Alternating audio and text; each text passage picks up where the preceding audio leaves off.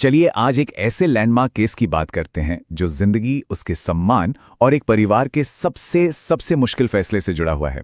ये केस है हरीश राणा का, जिसने भारत में right to die with dignity यानी गरिमा के साथ मरने के अधिकार पर चल रही बहस को एक बिल्कुल नई दिशा दी है।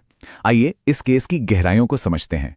ये जो शब्द है ना सुप्रीम कोर्ट के, ये इस बड़े कानूनी फैसले के पीछे छिपी उस इंसानी कहानी का दिल है। ये सिर्फ कानून की किताबों की बात नहीं है, ये असल में एक परिवार के दर्द, उनके प्रेम और अपने बेटे के लिए उनकी एक लंबी लड़ाई की कहानी है। तो सबसे पहले उस शख्स की कहानी को जानते हैं जिसके नाम पर यह ऐतिहासिक फैसला लिखा गया, हरीश राणा की कहानी।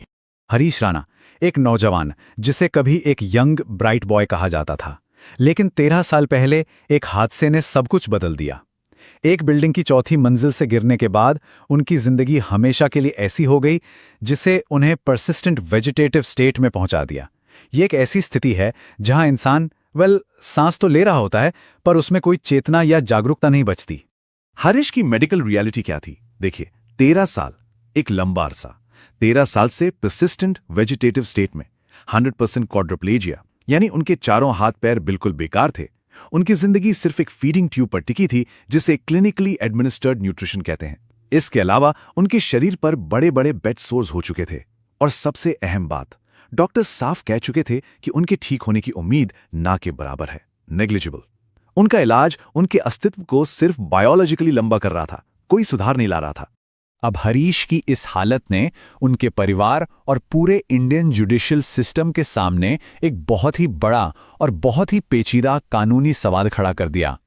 उनके परिवार का कानूनी सफर वो काफी लंबा और मुश्किल था। हादसे के इतने सालों बाद 2024 में उन्होंने दिल्ली हाईकोर्ट का दरवाजा खटखटाया, पर वहां से प्ली खारिज हो गई। फिर मामला सुप्रीम कोर्ट पहुंचा। शुरू में कोर्ट ने इलाज का खर्चा उठाने का आदेश दिया, आमतौर पर जैसा होता है। लेकिन 2025 में जब परिवार ने बताया कि हरीश की हालत और बिगड़ती जा रही है, तब कोर्ट ने मामले को एक नए नजरिए से देखा और आखिरकार मार्च 2026 में भारत के इतिहास का एक ऐतिहासिक फैसला सुनाया।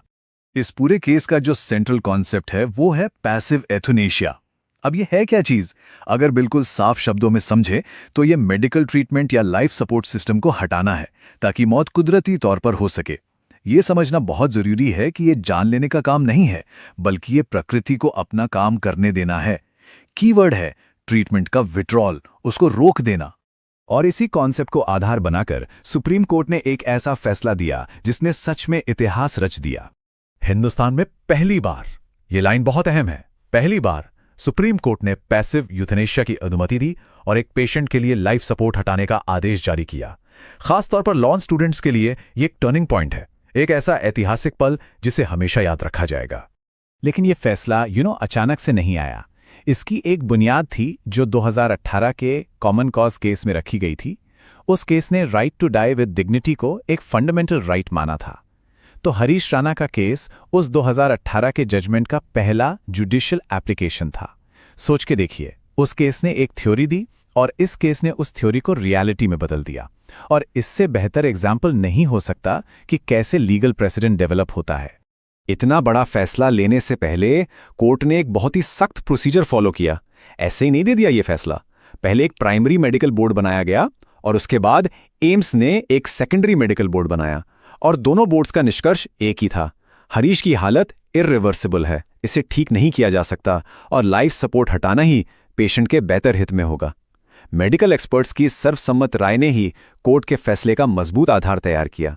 तो ये फैसला सिर्फ हरीश राणा के बारे में नहीं था, इसने आगे आने वाले ऐसे ही मामलों के लिए भी आप कह सकते हैं एक साफ रास्ता तैयार कर दिया है। आइए देखते हैं कि भविष्य के लिए कोर्ट ने क्या फ्रेमवर्क बनाया है। सुप्रीम कोर्ट ने 5 बिल्कुल साफ साफ डायरेक्शंस दिए। पहला, सारा मेडिकल ट्रीटमेंट फीडिंग ट्यूब समेत हटाया जाए। दूसरा, उस दौरान एम्स पैलिएटिव केयर देगा ताकि ये पूरी प्रक्रिया आरामदायक हो। तीसरा, ये प्रोसेस एक ऐसी प्लान के साथ किया जाना चाहिए जिससे पेशेंट की डिग्निटी बनी रहे। और आखिरी 2 डायरेक्शंस जो हैं वो फ्यूचर के लिए हैं। सभी हाई कोर्ट्स को मैजिस्ट्रेट्स के लिए गाइडलाइंस जारी करने को कहा गया है और हर जिले में डॉक्टर्स का एक पैनल मेंटेन किया जाएगा ताकि आगे भी ऐसे केसेस आएं तो जल्दी फैसला हो सके। तो इन सब डायरेक्शंस के बाद आखिर में सवाल यही उठता है कि यह फैसला इतना जरूरी क्यों है। Why does it matter so much? इसका इंडियन लॉ और समाज पर क्या असर पड़ेगा? इसका सबसे बड़ा रीजन है कि ये भारत का पहला द फर्स्ट जुडिशियल ऑर्डर है जो पैसिव यूथोनाइशिया को अनुमति देता है।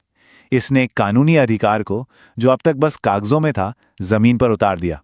एक थ्योरेटिकल राइट को एक प्रैक्टिकल रियलिटी बना दिया। साथ ही कोर्ट यहां रुका नहीं।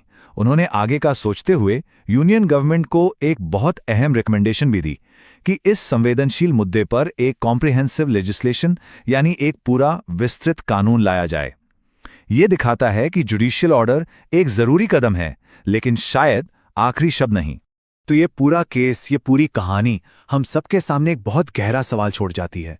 जब जीने का अधिकार एक मौलिक अधिकार है, तो क्या गरिमा के साथ मरने का अधिकार भी नहीं होना चाहिए?